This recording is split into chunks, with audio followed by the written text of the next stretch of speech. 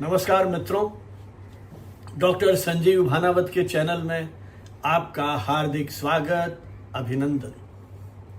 Mario Miranda भारतीय कला जगत का, भारतीय कार्टूनिंग इतिहास का एक ऐसा अमर नाम जिसकी जन्मशती हम इस वर्ष मना रहे हैं। मारियो नाम से लोकप्रिय मारियो मिरांडा अपने रचनात्मक व्यंग चित्रों और कला के माध्यम से भारत के जनजीवन और संस्कृति के सजीव प्रतीक के रूप में जाने जाते हैं। उन्होंने गोवा के गांवों से लेकर के बंबई महानगर की उस हलचल के रोजमर्रा के दृश्यों को हास्यपूर्ण अंदाज में अभिव्यक्त किया।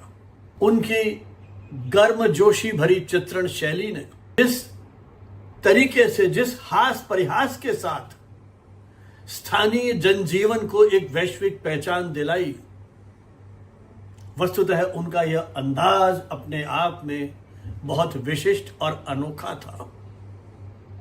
उनकी गर्मजोशी भरी हास्य चित्रण शैली ने उन्हें भारत के सर्वाधिक प्रतिष्ठित कलाकारों की श्रेणी में ला खड़ा किया।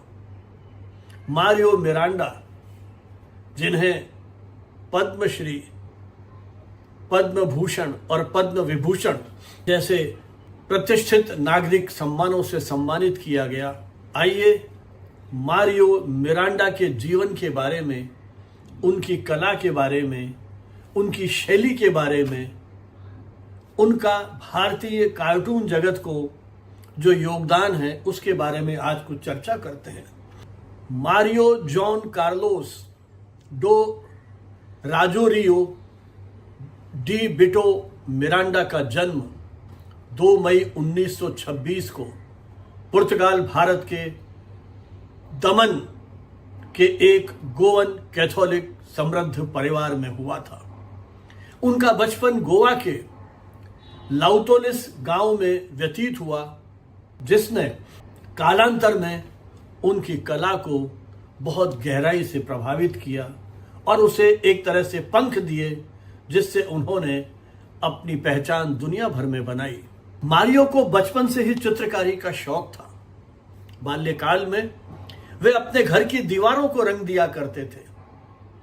बाद में उनकी माता ने उन्हें एक स्केच बुक ला करके दी और उस स्केच बुक पे फिर उन्होंने अपनी कला को और अधिक निखारने के निरंतर प्रयत्न किए।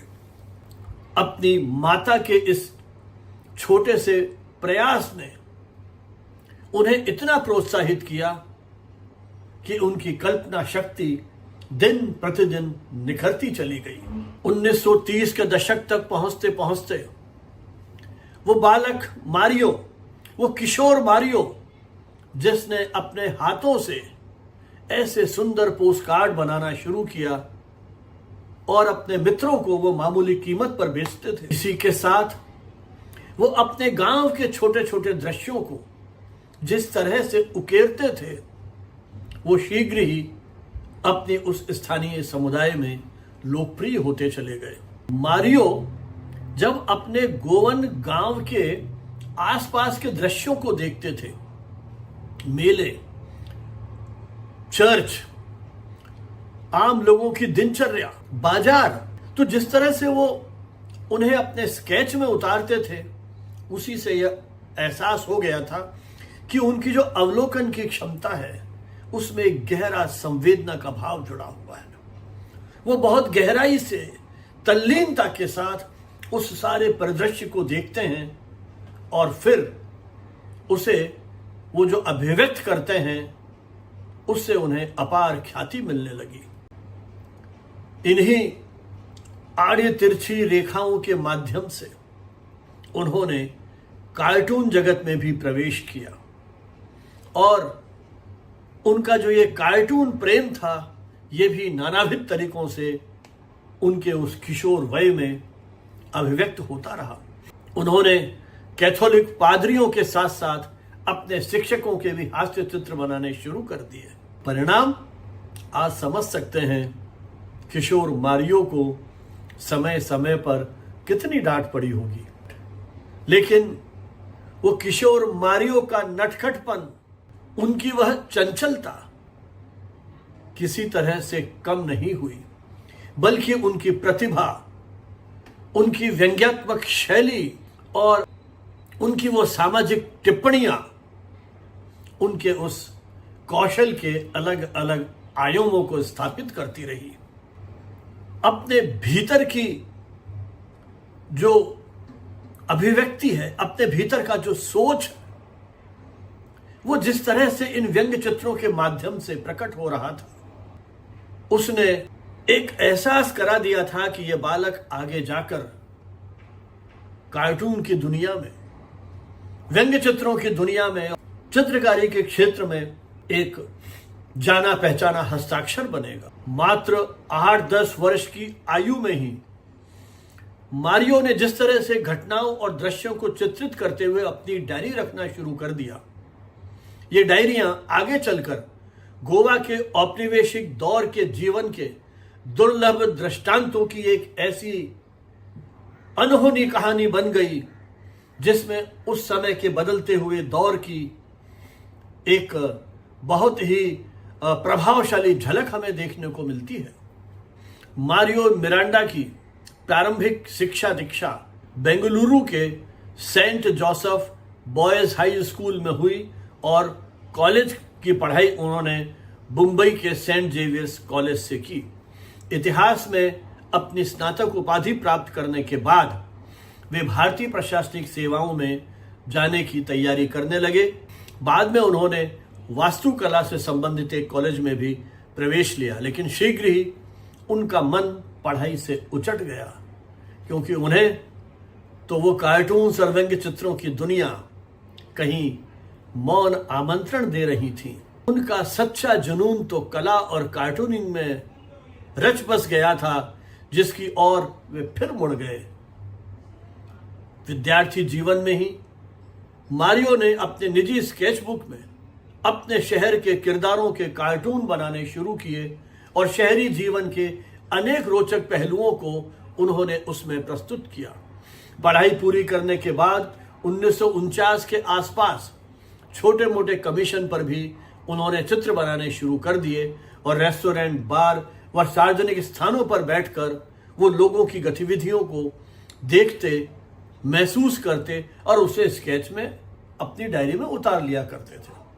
ऐसा भी कहते हैं कि वो अक्सर रेस्टोरेंट में बैठते थे ताकि वहां आने जाने वाले लोगों के हाव भाव और उनका जिस तरह की उनकी बॉडी लैंग्वेज है उसको कहीं देख पाएं और उसके माध्यम से कहीं अपने आप को, अपनी बात को कह पाएं। और उनकी यही आदत कालांतर में उनकी चित्रकारी का एक अभिन्न हिस्सा बन गई।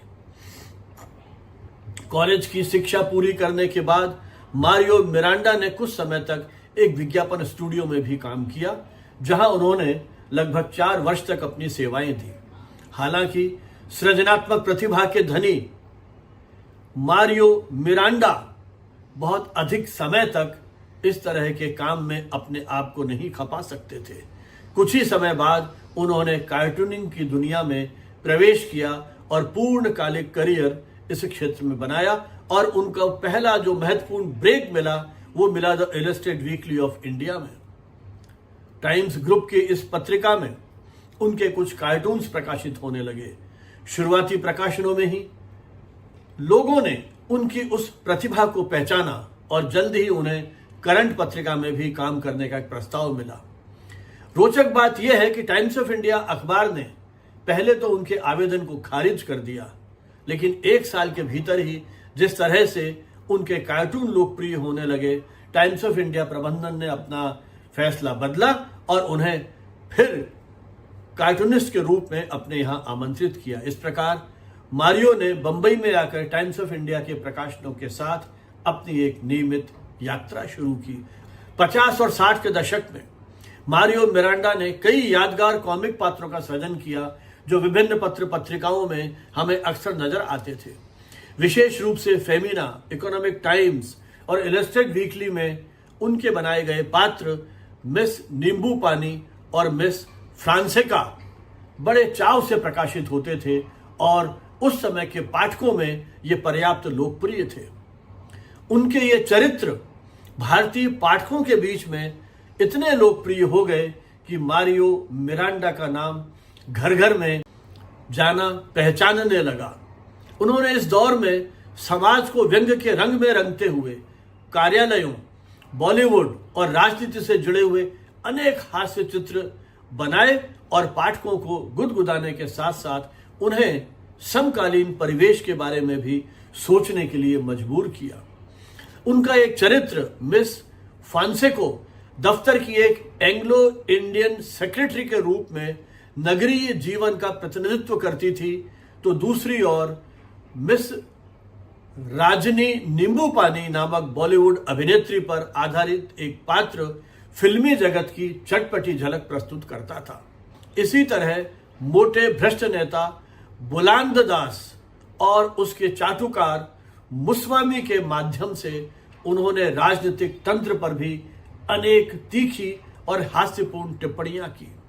ये सभी चरित्र आम आदमी के दिलचस्प उदाहरण थे जिन्हें मारियो ने अपने व्यंग्य के माध्यम से कागज पे उतार दिया।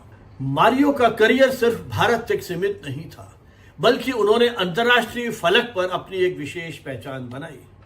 1960 के दशक में उन्हें कालाउस्टे गुलबेका एएन फाउंडेशन की एक फेलोशिप मिली, जिसके तहत 1 वर्ष के लिए वे पुर्तगाल गए और यूरोपीय कला संस्कृति का एक तरह से उन्होंने अनुभव किया, उसका अध्ययन किया।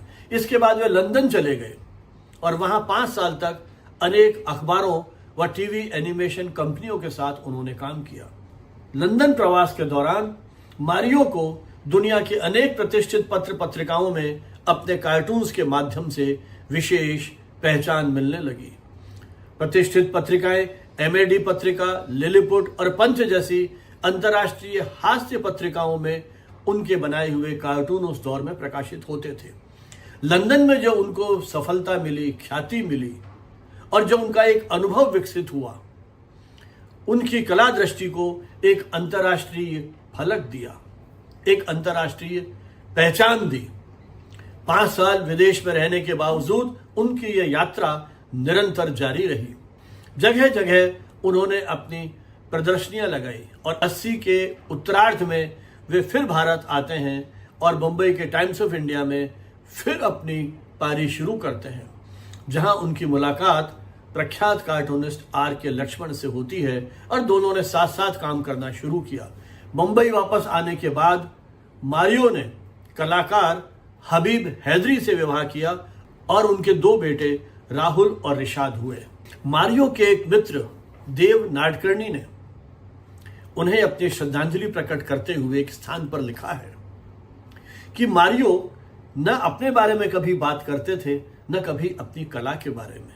लेकिन एक बार जब नाडकर्णी ने उनसे एक सवाल पूछा कि आप कैसे इतने बारीक और गहन चित्र बना लेते हैं, तो मारियो ने बहुत संकोच और मुस्कुराहट के साथ कहा, मैं कागज के एक कोने से शुरू करता हूं और तब तक नहीं रुकता जब तक कि पूरा कागज भर न जाए। और एक दिन उस महान कलाकार ने अपनी निब अंतिम बार नीचे रख दी, अपने जीवन की विलक्षण और अद्वितीय चित्रपट को पूरा करते हुए। उनकी रेखाओं में जो महीन बुनावट होती थी, वह हर बार देखने पर कुछ नया दे जाती थी, नया अनुभव हमें दे जाती थी। उनकी यही विशेषता मारियो को अद्वितीय कलाकार बना देती थी। मारियो मिरांडा की कलात्मक शैली से हम उन्हें तुरंत पहचान सकते हैं। बारीक रेखांकन, विस्तारपूर्ण दृश्य पृष्ठभूमि और चरित्रों के हाव भाव में व्यंग्यात्मक अभिव्यक्ति। उनके कार्टून प्राय एक ही फ्रेम में कई चरित्रों की हलचल भरी दुनिया को दिखाते हैं, जहां हर कोई किसी न किसी के साथ तालमेल बिठाता है, टकराता है। कलाकृति के प्रत्येक कोने में कुछ न कुछ रोचक घटित होता रहता है, जिससे दर्शक और पाठक का ध्यान इधर उधर घूमता रहता है। उनकी रेखाएं सजीव और गतिशील होती थीं, जिनमें क्रॉस हैचिंग जैसी तकनीकों का इस्तेमाल कर गहराई और बनावट पैदा की जाती थी। मारियो के कार्टून अक्सर सपाट दृष्टिकोण, फ्लैट पर्सपेक्टिव के साथ होते थे, जिसमें कई परतों में चल रही क्रियाएं एक साथ दिखाई देती थी, जैसे कोई किसे देख रहा है, कौन किससे खफा है और किसका किससे लगाव है। यह सब बारीकी से एक ही फ्रेम में चलता रहता था। रंगों का प्रयोग भी उन्होंने बहुत सूक्ष्मता के साथ किया और अपनी ज्यामितीय आकृतियों जैसे हस्ताक्षर शैली द्वारा अपने चरित्रों को एक भव्यता प्रदान की, भावनाएं प्रदान की। कला समीक्षक उषा नायर के शब्दों में मारियो की ड्राइंग शैली में एक विचित्र सौम्यता थी। उनकी रेखाओं में ज्योमितीय ठुमकों और हल्के रंग के संयोजन ने किरदारों के भावों को संप्रेषित करने में बहुत बड़ी भूमिका निभाई। उनके चित्रों में जीवन के हर क्षेत्र के लोग एक साथ दिखाई पड़ते, जो आपस में संवाद करते प्रतीत होते हैं, और विशेषकर गोवन जीवन की झलक तो उनके कार्यों में सर्वत्र झलकती है। मारियो मिरांडा ने कई अविस्मरणीय कार्टून पात्रों का निर्माण किया, जो उनकी शैली की एक विशिष्ट पहचान बन गए। ये पात्र न केवल हास्य पैदा करते हैं, बल्कि अपने दौर के समाज पर व्यंग्य भी करते हैं। उनके प्रसिद्ध कार्टून पात्र हैं मिस फोंसेका, जो एक एंग्लो इंडियन सचिव का किरदार है, जो एक आम मध्यवर्गीय जीवन शैली को दर्शाते हैं। किस तरह से हमें कार्यालय का एक जो परिवेश है उसको प्रदर्शित करते हैं। यह चरित्र एक आधुनिक, आत्मविश्वासी, फिर भी सरल हृदय महिला के रूप में उभरता है और मारियो के शहरी हास्य चित्रों के केंद्र में रहा है। मिस राजनी नींबूपानी बॉलीवुड अभिनेत्री पर आधारित ग्लैमरस लेकिन हास्यपूर्ण चरित्र, जिसकी अतिरंजित अदाओं ने फिल्मी दुनिया के रंग ढंग पर एक चुटीली टिप्पणी की जाती थी। राजनी नींबूपानी के आसपास मारियो ने फिल्म जगत के नकली चमक दमक और सनसनीखेज माहौल को कार्टूनों के माध्यम से बड़ी खूबसूरती के साथ प्रस्तुत किया। बुंदाल दास एक मोटे और भ्रष्ट राजनेता का पात्र, जो सत्ता के लालच, घोटालों और राजनीति के मजाकिया पहलुओं को दर्शाता है। मारियो के कार्टूनों में यह मंत्री अक्सर अपनी ही धुन में मगरमच्छी मुस्कान लिए नजर आता है। इसके जरिए प्रशासनिक भ्रष्टाचार पर तीखे कटाक्ष किए गए। मुंसवानी बुंदाल दास का चापलूस सहायक, जो अपने मालिक मंत्री को दुनियादारी की उलझने समझाने की कोशिश करता रहता है।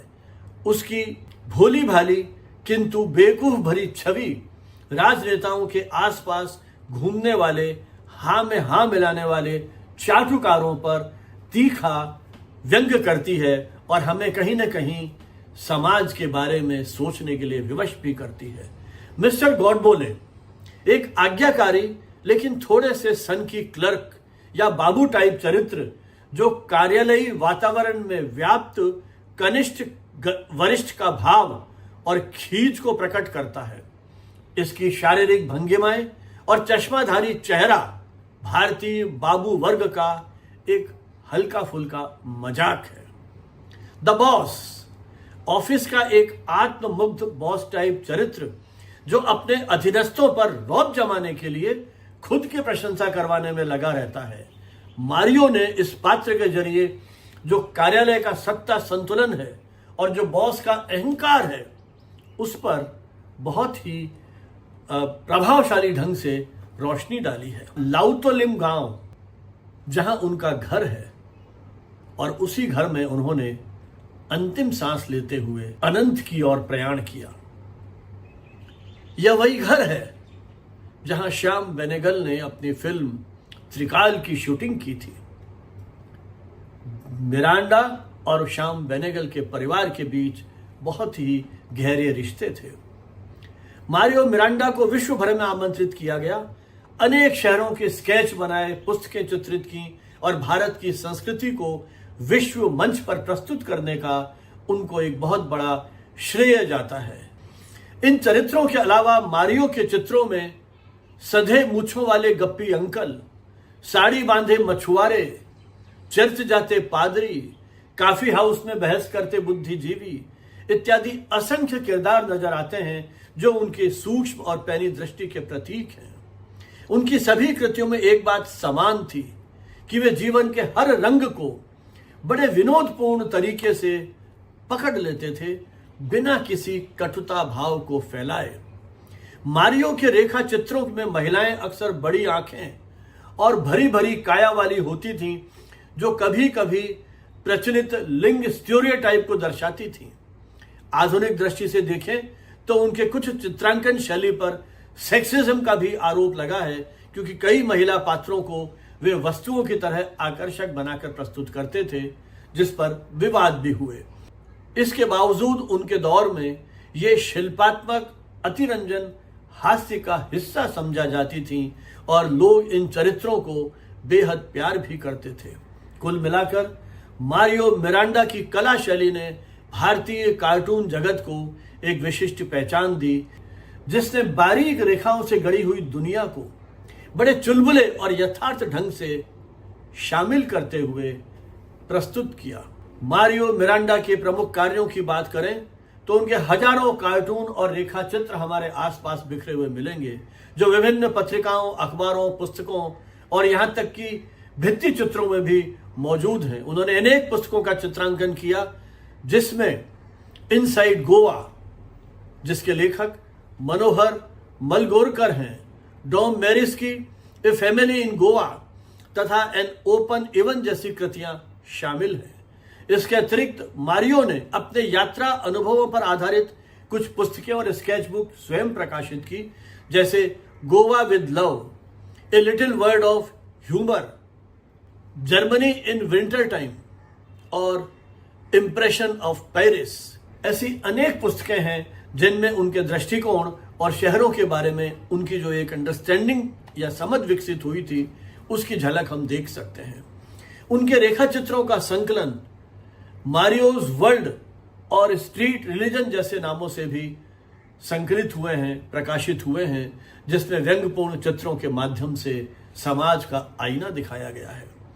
मारियो के कार्टून सिर्फ मनोरंजन तक सीमित नहीं थे, वे अपने समय की सामाजिक और सांस्कृतिक परिस्थितियों पर भी बखूबी टिप्पणी करते थे।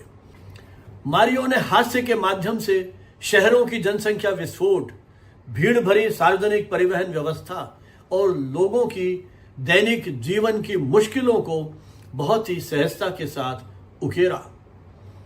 उनके कार्टूनों में चुगलखोर पड़ोसनें चाय की चुस्कियों के बीच गपशप करती दिखती हैं, तो कहीं देहाती बुजुर्ग चर्च के आंगन में बैठकर दुनिया भर की बातें करते मिलते हैं। ये सभी दृश्य हमारे समाज के परिचित दृश्य हैं, जिन्हें मारियो ने कागज पर जीवंत कर दिया। उनकी रचनाओं में गर्मजोशी भरा परिहास है, जो किसी को आहत किए बिना अपनी कमियों और विचित्रताओं पर हंसने के लिए प्रेरित करता है। मारियो मिरांडा ने कभी कटु राजनीतिक व्यंग्यचित्र बनाने की ओर कदम नहीं बढ़ाए। उन्होंने खुद को राजनीति से दूर रख सोशल कार्टूनिस्ट या सामाजिक व्यंग्यकार के रूप में अपने आप को स्थापित किया। उनके कार्टून आम जनजीवन, संस्कृति और दैनिक परिस्थितियों के इर्द गिर्द घूमते हैं। वे आम आदमी के छोटे छोटे संघर्षों, खुशियों, खामियों को हास्य के जरिए उकेरते हैं। फिर चाहे विषय ऑफिस का माहौल हो या बाजार का दृश्य हो या विवाह समारोह की पार्टियां, उनकी कलम, निब, पेन से निकली स्याही ने रेखाओं का ऐसा जादू बुना कि देखने वाले बिना किसी वैमनस्य के मुस्कुरा उठे। उनके व्यंग्य चित्रों में द्वेष नहीं था, बल्कि हल्का फुल्का आनंद था, जो समाज की सच्चाइयों का एहसास भी करा देता है। मारियो की यात्राओं के दौरान बने स्केच एक तरह से हमारे समकालीन समाज के अध्ययन के आधार हैं।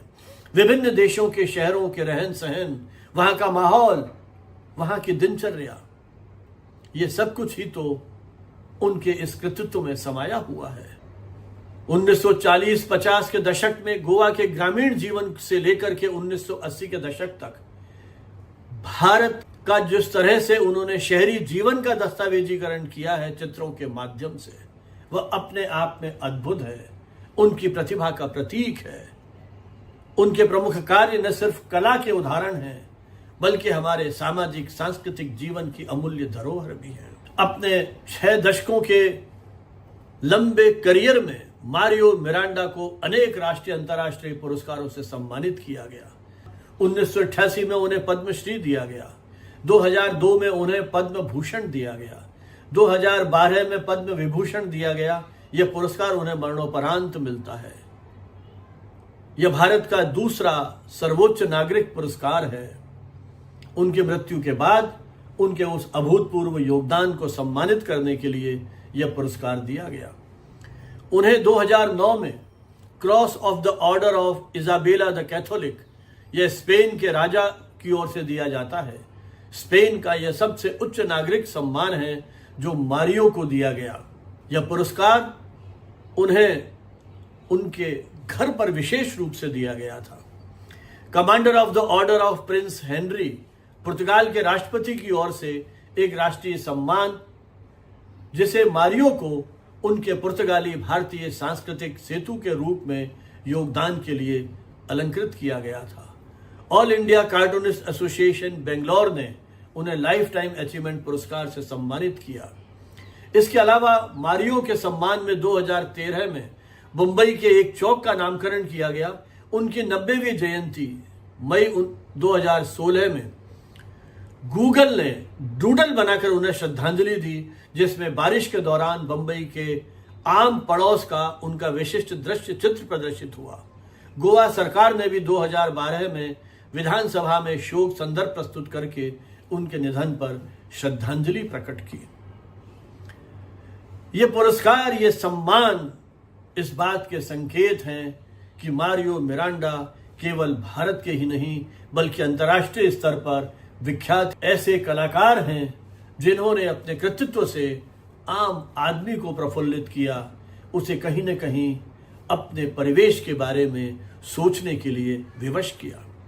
मारियो मिरांडा ने अपने कला कर्म के माध्यम से गोवा की संस्कृति और भारत के स्थानीय जनजीवन को विश्व पटल पर विशेष स्थान दिलाया है। उनके कार्टूनों ने गोवा के सामान्य ग्राम जीवन, वहां की मौजपूर्ण जीवन शैली, बाजार, चर्च, त्योहार आदि से पूरे भारत में लोकप्रिय बनाया। 1961 से पूर्व गोवा एक पुर्तगाली उपनिवेश था जिसकी अपनी विशिष्ट संस्कृति थी। मारियो, जो स्वयं गोवन के रहने वाले थे, गोवा की इसी अनूठी सांस्कृतिक रंगत को अपने चित्रों में संजोया और स्वतंत्र भारत के पाठकों के सामने उसे पेश किया। उनके व्यंग्य चित्रों के माध्यम से देश भर के लोग गोवा के जीवन को गहराई से समझ पाए और उनसे कहीं न कहीं एक जुड़ाव महसूस किया। इलस्ट्रेटेड वीकली ऑफ इंडिया जैसे राष्ट्रीय स्तर के प्रकाशन के माध्यम से गोवा प्रधान चित्रों ने गोवा के तटीय गांवों, काजू, फेनी, समुद्री भोजन, पारंपरिक परिधान और स्थानीय उत्सवों की झलक को विश्व भर के कोने कोने में पहुंचा दिया। मारियो स्वयं बंबई और गोवा के बीच अपना समय बिताते थे। बंबई की आधुनिक महानगरीय जिंदगी और गोवा के सुस्ताने वाले गांव, इन दोनों के अनुभव उनकी कला को एक विलक्षण दृष्टि देते हैं। उन्होंने बंबई की भाग दौड़, ट्रैफिक, भीड़ भाड़ को भी उतनी ही कुशलता से उकेरा जितना गोवा की मछुआरों की बस्ती या ग्रामीण चर्च के परिसर को। इस तरह उन्होंने भारतीय संस्कृति के विविध पक्षों का हमारे सामने प्रस्तुत किया। मारियो के चित्रों में पश्चिमी प्रभावों और भारतीय परंपराओं का अनूठा मेल है, जो उस दौर के गोवा और शेष भारत के सामाजिक ताने बाने को दर्शाता है। गोवा के समुद्री तटों पर पुर्तगाली वास्तुकला हो या बंबई के ईरानी कैफे, हर तत्व को मारियो ने अपने व्यंग्य चित्रों में समाहित करने का अद्भुत काम किया है। उनकी इस उपलब्धि का नतीजा यह हुआ कि गोवा की स्थानीय कला, संगीत और जीवन शैली को वैश्विक पहचान मिली। विदेशों में जब जब मारियो की प्रदर्शनियां लगीं, उन्होंने लाइव स्केच बनाए और गोवा और भारत की संस्कृति उनके जरिए विदेशी पर्यटकों के सामने भी आई, विदेशियों के सामने भी आई। गोवा में आज मैरियो गैलरी के नाम से गैलरियां स्थापित की गई हैं, जो उनके कार्य के एक तरह से जीवंत स्मारक है। ये गैलरियां न सिर्फ कला प्रेमियों बल्कि पर्यटकों के लिए भी आकर्षण का केंद्र है। इसमें स्थानीय समुदाय को आर्थिक एवं सांस्कृतिक लाभ भी मिलता है। कुल मिलाकर के मारियो मिरांडा ने गोवा की सांस्कृतिक धरोहर को भारत ही नहीं दुनिया भर में प्रसारित करने में अहम भूमिका निभाई है। मारियो मिरांडा का प्रभाव समकालीन भारतीय कार्टूनिस्टों और चित्रकारों पर भी बहुत गहराई से पड़ा है। उन्होंने ये दिखा दिया कि कार्टून कला सिर्फ अखबारों के संपादकीय तक सीमित रहने वाली विधा नहीं है, बल्कि सार्वजनिक दीर्घाओं में प्रदर्शित होने योग्य एक पूर्ण कला का स्वरूप भी है। आज अनेक भारतीय कार्टूनिस्ट मारियो की शैली से प्रेरणा लेते हैं, उससे प्रभावित हैं। चाहे वह बारीक डिटेलिंग हो, रोजमर्रा के किरदारों को पकड़ने की बात हो, या फिर हंसी मजाक के पीछे एक संदेश देने का भाव हो। उनके रेखांकन की तकनीक, पेन इंक शैली और सामाजिक व्यंग करने का ढंग किसी भी नए कलाकार के लिए, कार्टूनिस्ट के लिए एक आदर्श हो सकता है।